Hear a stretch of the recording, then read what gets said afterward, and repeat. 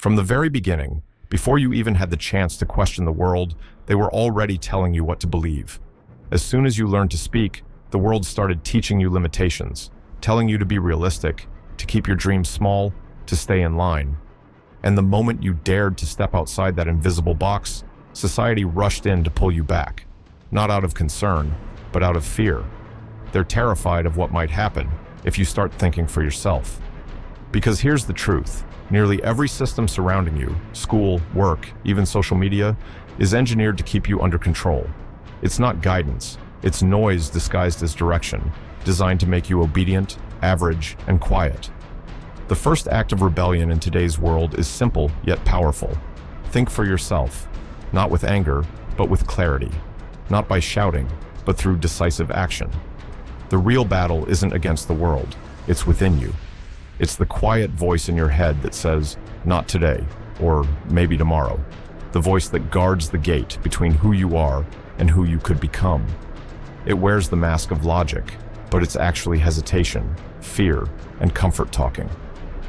True courage isn't loud. It's found in the small, unseen moments. Getting up when you're tired, showing up when your motivation is gone, doing the work simply because you said you would. That's the real battle most people don't even know they're losing. They say they want freedom, but they're shackled by their own thinking, enslaved by fear and habits they never question. But real freedom, that starts in the mind. It begins the moment you reject who the world says you're supposed to be. You're not too broken. You don't need permission. You don't need applause. All you need is one decision, one moment where you finally say, I'm done playing small. Rebellion isn't loud or flashy. It's discipline. It's saying no when the crowd says yes.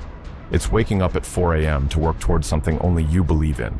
It's walking the hard road without applause, pushing forward even when the only victory is that you didn't quit today. This is where most people give up, when no one's watching, when there's no praise, only resistance. But this is also where greatness is born, in silence, in pain, in those private battles where no one sees your effort. The world wants you to blend in, but your soul is begging you to rise. You don't need perfect timing or someone else's approval. You don't need a green light. This is your moment.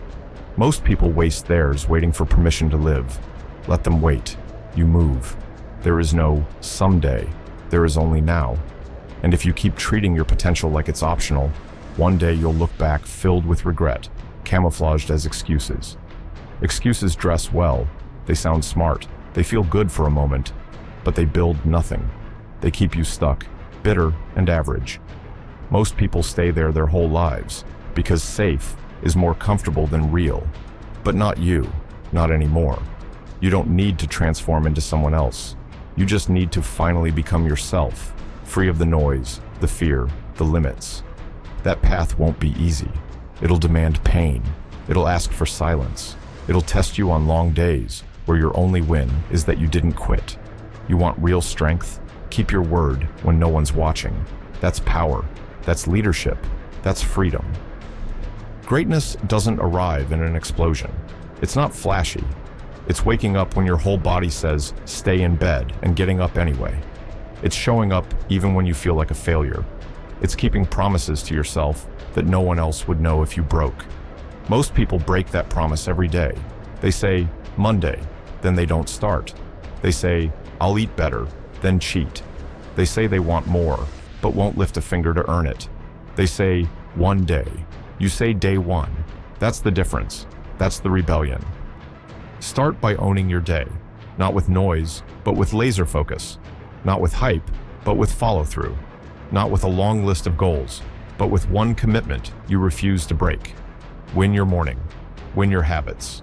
Win the war inside your own mind, and the rest will follow. Your thoughts aren't facts. Just because your brain whispers you're not enough doesn't make it true. Feeling weak doesn't mean you're finished. Your rebellion is quiet. It's how you breathe when you're exhausted. It's how you take one more step when no one is watching. It's how you hold your head high when everyone else expects you to fold, and you don't. People will doubt you. Let them. They'll talk. Let them. They'll say, you've changed. Look them in the eye and say, I was supposed to. You weren't born to repeat the same mistakes as everyone else. You weren't meant to just pay bills and fade away. You weren't made to fit in. You were made to wake people up, not with speeches, but with action. People don't follow words, they follow energy. So give them something real. Everyone wants the dream, but very few want the discomfort that comes with chasing it. Most panic the moment it gets hard. They fold when resistance shows up. But that's not greatness, that's fantasy. The real ones live in discomfort. They breathe it, they train in it, they grow through it, because they know a dangerous truth. Comfort is a slow death. Stay in it too long, and you mistake it for peace. You start waiting, doubting, quitting, and eventually convince yourself that maybe the dream wasn't meant for you. Maybe the critics were right. Maybe you should just settle. But no, you don't settle. Not now, not ever. What separates the elite from the average isn't talent. It's tolerance. How much pressure you can carry and still keep moving. David Goggins didn't become strong because he was born different. He became strong because he kept going when everything in him wanted to stop. This isn't about genetics. It's about grit. It's about hunger. And it begins right where most people quit. Your mind craves shortcuts. It wants you to compromise. It whispers, "You've done enough. Take it easy. You deserve rest." And maybe you have done more than most, but you're not most people. If you were, you wouldn't be here. You want to win? Then stop listening to the part of you addicted to comfort. That voice, the one that says, tomorrow, the one that questions your effort, is your true enemy. This isn't a war against the world. It's a war against your limits. And every single day, you have a choice. Give up or level up. Surrender or commit. Don't confuse being tired with being done. Don't mistake fear for truth. Don't treat failure as final. If you're still breathing, you've still got more in you. You want to feel alive? Stop waiting for motivation. Build your own fire. Get up, move, train, learn, fail, repeat. Discipline is the spark, and once that engine roars, momentum will carry you. This isn't a one-time push. This is a new identity. If you want a rare life, you must do what rare people do. Rare people don't stop when it gets hard.